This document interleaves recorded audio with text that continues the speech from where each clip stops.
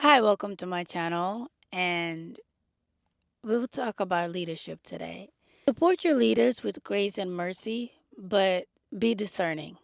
I feel like a lot of the tactics that have been used against us have not been changed. Like they've been using the same strategies to get us to kill our own good leaders, to destroy our own blessings and salvations, our own homes, our own things. Our own hands have been used to to affect us negatively. Um, the reason why I say this is like a leader without a nation has no purpose, right?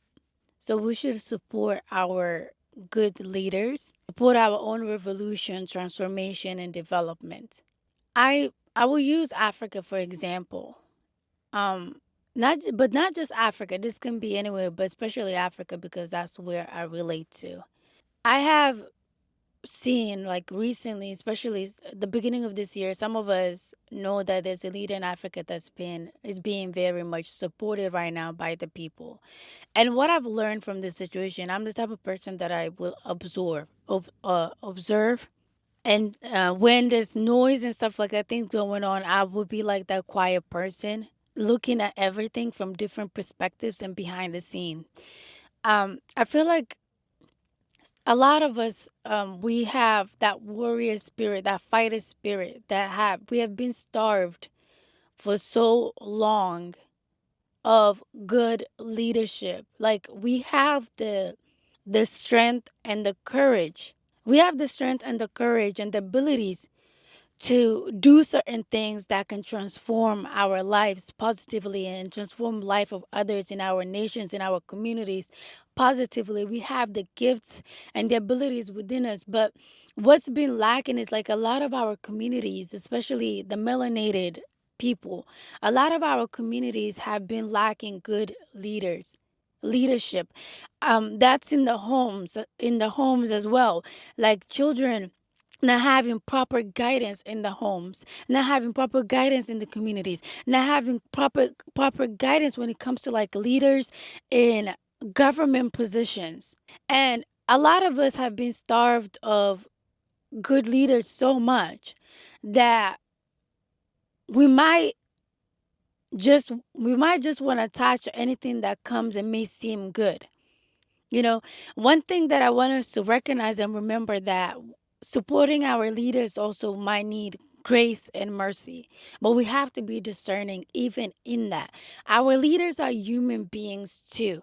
Just because like some people are called to certain positions, it does not mean that they automatically lose their humanity and they will not be tempted to do things that isn't right. Or sometimes they might unintentionally make decisions that are not good for us. One of the things that, as I learn about life and as I learn about myself and wanting to step into what I feel I'm called to, is that if you're called to be a leader, it's like, think of it, for example, in this way. You have a group project, right, to do, and you have been called, you the group has agreed that you will be the leader, but this is something that all of you guys have never done before. It's a project that none of you guys have done before. You haven't done it, no one in the group has done it before, but you are the leader of this thing that you've never done before. Nobody else that you know has done before. So the way you're leading is going by instinct, um and also what you're learning as you go. It's like you have to try the things yourself. Some things you're gonna have to experience behind the scenes, and then you come back into the group, and some things you are learning as you go. And then with that, you're trying to lead. You don't know everything. You need your team. You need the support of your team. You're going to make mistakes because you don't know what you're doing, and you don't have the blueprint, somebody that's ahead of you to guide you and teach you how to do that.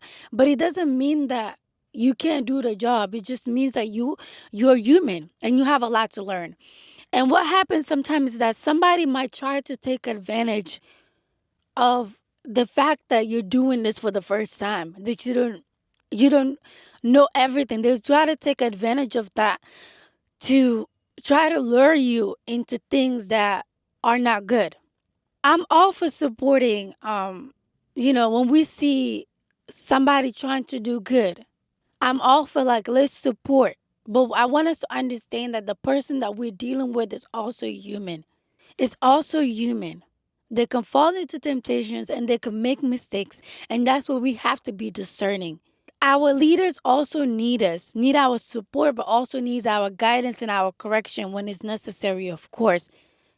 Let's try to do everything with positive intentions, at least.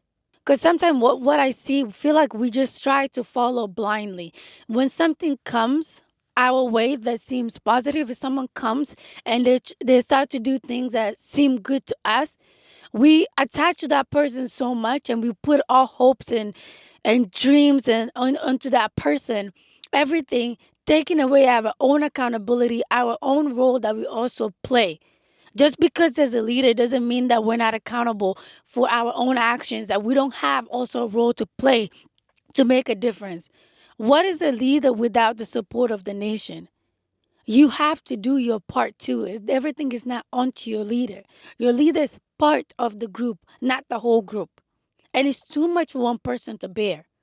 It's too much for one person to bear. And they don't know everything either. Your leaders don't know everything. And they will need to be corrected at times. But if you are just blindly following, you're not going to be able to discern and see those moments where, you know, they crack a little bit. They might not be doing things, you know, that that's gonna be good in the long run, or that seems good. But you have to be able to catch those things as much as possible. If you're supporting but also being a participant, like you're involved and you know what's going on, you're playing your part, then you're gonna be able to see where the disconnections are, where things don't feel right. You're gonna be able to sense it and know what to do. One of the things that I feel afraid for Africa is this idea of going from a master to another master. When I say that, I feel like this leader that I was mentioning that's being supported in Africa by many Africans and even people around the world. I think about this idea of these other people outside of Africa that are coming and are being said that they support this so-called leader. I question that a little bit. I'm a little skeptical about these so-called supportive people that are not melanated, that are not from the motherland, that want to support. Because I feel like, considering history, nothing has been done without something being there for them. No one really does anything just to do it. Like I question the motives and the intentions behind the support that they're showing. What's really going on behind the scenes with those contracts? Because a lot of people can be wolves in sheep's clothing. The devil can come as an angel of light.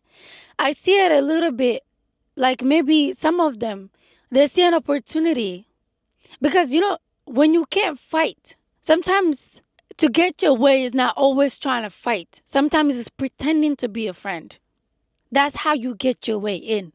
I question if some of them might be pretending to be friends while they have the same plans. Because the way I see it, a lot of these world leaders and nations, they seem like they don't get along in the public, but behind the scenes I feel like it's the same agenda. It's the same spirit behind these things in different nations. So if Africa is fighting this nation right now, that's one of them, even though if it doesn't look like it, the other ones will come in and act, and they're going to act like they're not with, let's say Africa is fighting with this nation A, and then nation B, it acts like it's the enemy of nation A to come at Africa from a different angle. But behind the scenes, they're all the same thing. They have the same motive and intentions, except nation B is hiding their true intentions and coming as a friend. There's still a lot of improvement and things to be done to fight for Africa, to fight for the melanated people in general, to be honest. And we have to be careful about who we're allowing. into our homes. We're being friends with. Because a lot of people will see our movement. We see that we're starting to rise up. We're starting to stand up for ourselves and claiming our rights and claiming back our power and claiming back what is ours. So what they're gonna do is they're not gonna come the same way they've been coming. They're gonna use different means. Some of them will come as friends, but only in time that we're gonna see the consequences of the decisions we have made. Those whom we have taken as friends that were never friends. There's nothing wrong. I don't think it's wrong to partner with other nations and collaborate with other nations. But I feel like it's important for us to remember history. And I think that in time of development, when you're at that point where you're trying to recover and reclaim your power, it's very important to be discerning and to to be selective about who you choose to trust and to focus on you and yours. Focus on looking at who you are and what you have, what you possess. As an African leader, look at your nation. Look at the strengths and the weaknesses of your nation. Do like a SWOT analysis where you look at the strengths, the weaknesses, the opportunities, and the threats in your nation. Learn about you first before you allow other people in. So that when you're working with other people, you're standing on knowing who you are, your power. What are your boundaries and your limits? You have worked on standing on your own so that with or without the support of those people, you have a plan. But if in that beginning of you recovering back your power, you don't learn to be completely independent, you don't learn to have some sort of independence. You're going from one person, you're kicking out one person while you still have other people that you're working with. Who's to say that those people don't have the same intentions? You might not see it in the beginning. You might not see it in the beginning. But with time, everything will show. There's people in Africa, some of you may know, that are taking over more than the ones that we might have been paying attention to. And these are the people that are there as friends. They're the people who we don't see as threats right now. But they're building things in Africa. They're taking over in ways that seem harmless at the moment. But when we think about it, the decisions we make today, how will they affect us in the future? How will they affect our descendants? I'm talking to melanated people all over because I feel like I see this everywhere. I see black people, melanated people, having good businesses, good ideas, and they trust the wrong hands that come and end up betraying them, end up taking over, and they get pushed out of what was originally theirs. Or what was originally theirs get corrupted and manipulated, and then the idea of what they had, the vision of what they had is no longer theirs. I don't know. I feel like sometimes as melanated people, we don't know how to trust ourselves. We don't know how to trust ourselves with the power that we have. We don't trust the abilities that we have. We don't trust that we can stand we don't trust that we can stand on our own. Why do we sometimes feel like, I know this has been a generational thing, when generations and generations before us and even now, it constantly feels like we've been told, and this idea has been pushed down in our throats, that we are the lesser beings. Like we're the lesser beings. So this idea has been ingrained in us over and over and over. But what I want us to think about is that why does someone have to work so hard to try to make you feel like you have no power? Why? If you really have no power, why do they have to go out of their way? And on top of that, they're always coming to you, stealing from you. They call Africa all sort of things. But it's like Africa is the source of where they get their life from. It's like they can't get their hands off of Africa yet. They make Africans and the melanated people feel like what they have isn't good enough yet. They keep taking those things that they feel like isn't good enough. Like they want you to reject what is rightfully yours so they can come and use it under you. It's for them, not for you, even though it's yours. the things your ancestors built and fought for, the things your ancestors worked for and left for you. You have not been enjoying it because of the programming, the conditioning that's been done on the melanated people that are still affecting the melanated people all over the world, to be honest, not just in Africa, all over the world. I feel like I see this experience play out. And I think it's time. It's time for us to break that. It's time for us to break that. My point with this message, what I hope to give with this message, is to encourage us to remember this power within us, to remember that we can do way more than what we think right now that we can.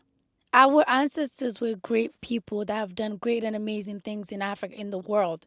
The world is still going by the teachings of our ancestors, even though they don't give credit. They don't want to give credit for the things that our ancestors did. And I want to encourage us to learn about our ancestors and our true histories from sources, not from, be discerning with the sources that you use as well, and be led by the Spirit. I feel like we have to be more spiritual now than anything else because there's too much manipulation in this physical. There's possible manipulation with the spiritual as well. Because when you're speaking to a spirit in the spiritual, you never know who's answering you. So you have to be specific about who you're calling, who you're asking when you're doing that. So you don't get deceptive beings infiltrating your field and feeding you things that are not true. So be discerning, whether in the physical and the spiritual, in any way, shape, or form, and be clear about who you're calling upon when you call upon whatever it is that you choose to believe in. I want us to remember that we have power, and I want us to be careful because I feel like something transformative and amazing is happening in the world, especially with the melanated people, where we're starting to um transform ourselves and remembering our power and reclaiming back our power, not just in the motherland but around the world. But I feel like this is also a time where we can be very vulnerable because some people might see this and they might want, because it's very hard for someone who thinks that they're master of another to want to let go easily. If they can't fight you in a certain way, they'll try to do another tactic. So a lot of things might come as they're good things, but they're not. If you're a melanated person, you have a business, protect your business. Protect your business and try not to be someone who's led by greed. Be tempted because of money. Be tempted by contracts that seem good but are not good for you. Be discerning, be intuitive. Follow your intuition, your spirit, your discernment. God, whatever you believe in, that nudge within you. Because some of these things will be trapped. And I pray that leaders of Africa be careful as well. Because I feel like there's always was going to be a time when there was going to be a shift for the melanated people, for people of the motherland. And this shift is felt by those who do not want to let go of what doesn't belong to them, what they don't doesn't belong to them, what they have no rights to. Those who, some people are obsessed with oppression, the idea of manipulating and controlling others, and they don't want to let go of that easily. And they might not want to let go. It's up to you to stand in your power and show them who you are, what your boundaries are, and that also you will continue to fight for your right. You will stand on the on the power and the authority that you've been divinely given, and the right that you've been divinely given to yourself and to what you have inherited and what you use your gifts, your divinely given gifts, to produce on this planet. You have to stand on it. You have to stand on it. Be careful, because the fight is spiritual, it's physical, it's mental, and it's on levels that you're not even aware. The fight is about things that came before you, and the things that happened even from the moment you were a child up until now. There could be contracts in your head that you're not even aware of, that you're being affected by. Renounce the contracts that you have not made consciously, or every contract that does not serve your highest good, whether it's known and unknown to you. Renounce ancestral contracts that you're not aware of that might be affecting you. Whether you know this or not, just ask God that if there's anything or whatever you believe, if there's or whatever you believe in, if there's anything that is known and unknown to you, any contracts that is known and unknown to you that is affecting you negatively, that is affecting you in ways that don't serve your highest good, ask for those contracts to be renounced and canceled on your behalf. Free yourself from what doesn't serve you. I'm speaking about melanated people, people of the motherland, because that's what I relate to. But I feel like it's not just about the melanated people. This is about all the people that have received injustice and have been mistreated, have been oppressed, they have been affected negatively and need a reminder to reclaim back their power and remember who they are and to stand their ground. Protect the things you're creating. Learn to be independent and be discerning about people you get yourself involved with. Be careful with what you're signing, especially if you are a leader. Also, with what I wanted to say about this leadership thing, one of the tactics that has been used against us a lot of times is them our own hands being used to kill the good people among us.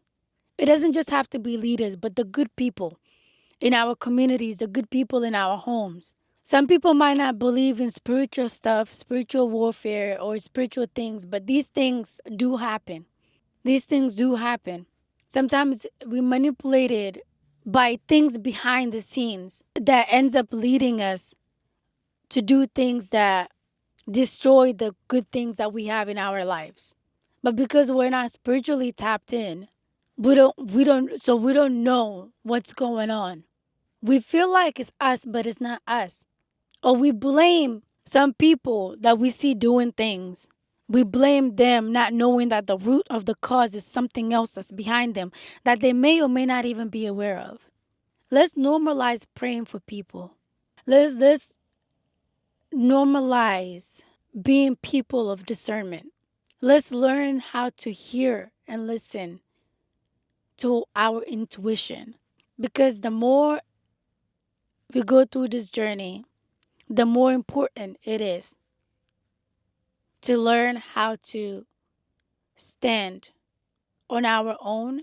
Yes, it's good to have community and it's good to work together and all of that, but it's also good to know how to stand on our own and how to be discerning because that's how we're going to be able to be selective and know and choose the things that are best for us and see what is and isn't good for us.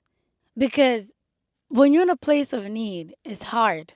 When you're in a place of need, it's hard to make good decisions because you're only thinking about what you need right now and the instant results, what this decision or working with that person could give you right now. Today's decisions can have long term consequences. Don't be quick to act. Do your research. Tap in spiritually. As always, peace, love, and light. Remember to be discerning about all the messages that you hear, even my own. Ask for discernment, the guidance, clarity. If the messages resonate with you, you are accountable for what you choose to take in and what you choose to receive or not receive. That's on you. It's up to you. These are just me expressing here my opinions, my thoughts, or what I feel led to. But the other part is on you. How you choose to take these messages, that's on you.